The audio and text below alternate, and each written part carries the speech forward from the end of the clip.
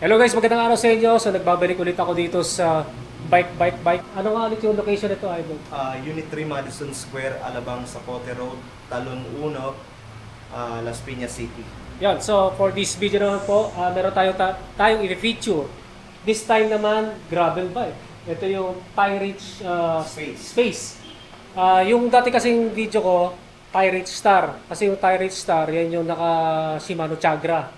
Ito naman, Tyrich Space na naka Shimano Sora, no? Sora, R3000 naman yung model niya. Yan, so mas mababa yung presyo nito kaysa dun sa Tyrich Star. Mamaya alamin natin kung magkano yung discounted price nito.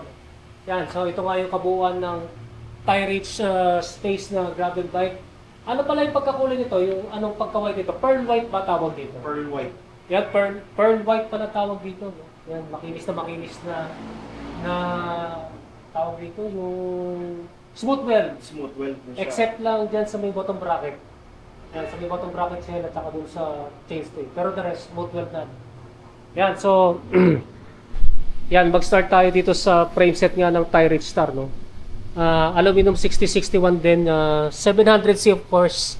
Then yung seat tube nito 430 mm or 43 cm na seat tube. Tapos Dr. Ron, yung ano nito, yung top tube nito, size ano pa ulit to? 50. Yung 50 cm. Niya, 50 cm. Sa seat tube naman, 43 cm. So ano ba yung ideal height para dito? Ito pwede to mga pang 5 feet to 5'5 ang height. Ayun, so yan, may idea na kayo kung ano yung para sa, ano yung ideal height para dito sa frame size na to, no?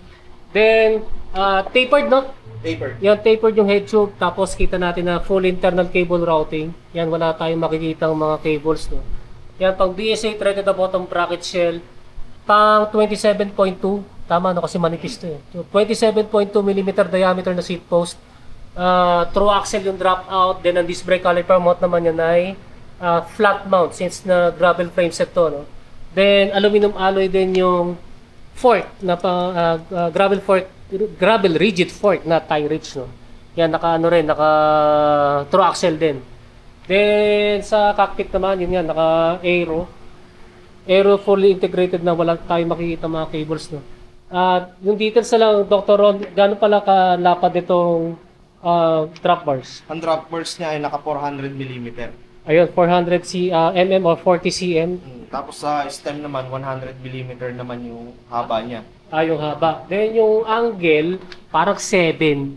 Mga negative to 6 Yan, degree. ayan, mga ganun yung angle, no? Then may mga aerospacers pa yan, no? Diyan kasi dumadaan yung mga cables. Yan, kaya wala tayong nakikita, no? Seal bearing na ito, no? Seal bearing na yung tapered headset. Then hawakan natin yung stock ng bar tape. Yan, okay naman. Malambot at saka grippy naman. Sa seat clamp naman, nandito yung locking mechanism ng seat clamp. Tama ba dito, no? Ng Tyrich Star. Then sa details naman ng seat post, 27.2 mm ang taba, mga 350 rin to. 350. Yan, 350 ang haba. Setback na dual bolt clamping system. Ito pala ay aluminum alloy, no? Then sa saddle naman, ito yung saddle ng Tyrich na tinatawag din ng power saddle kasi may clip at saka medyo malapad. May butas sa gitna, medyo malambot, pero hindi gaano nag-flex. Pero nag-flex pa rin. Then, steel railings, yan, ito yung sa saddle, no? Yan, so proceed tayo dito sa drivetrain na naka 2x9 speed nga, no? 2x9 speed na R3000 Shimano Sora. Yan, Shimano Sora. Predominantly, Shimano Sora kasi yung crankset hindi Sora. Hindi pa. At saka yung cassette sprocket, no? Ito yung dual control levers na Shimano Sora na 2x9 speed. Ito yung sikat na tinatawag na STI.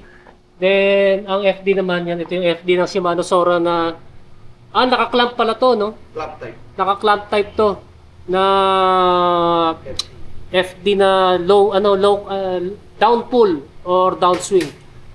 Then sa crankset naman, ito yung crankset ng Tyrich Space, no, na Halotech. Then Halotech square taper pala, sorry. Square taper ito, square taper yung crankset.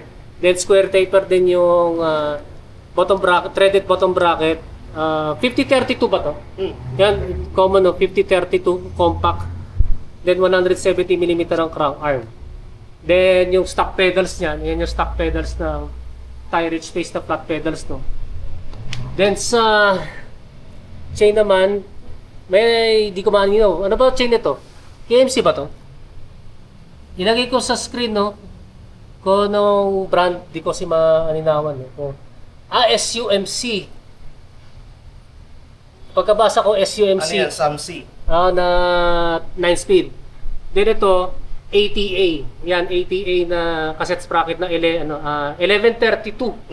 1132 na 9-speed. Then ito yung Shimano Sora na RD na pang road bike, no, na pang 9-speed. So ito nga yung sa drivetrain, itong tie rich space. Then sa wheelset naman, ito yung gulong, CST Metropolitan Escape na 700 by 28. 35 pala, sorry. 700 by 35 Sino wire bead na tan wall. Then ito, Aerowick ang wheelset niya.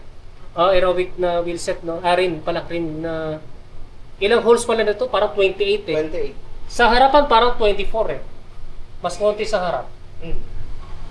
Parang 24, 28. Yan. Then ito yung spokes nipples ito. Then yung sa hubs naman, parang 3 poles din ito. 3 poles. Katulad din ng ng Tie Rich Star. Isang check nga natin ito sa mga gustong makarinig ng tunog niyan.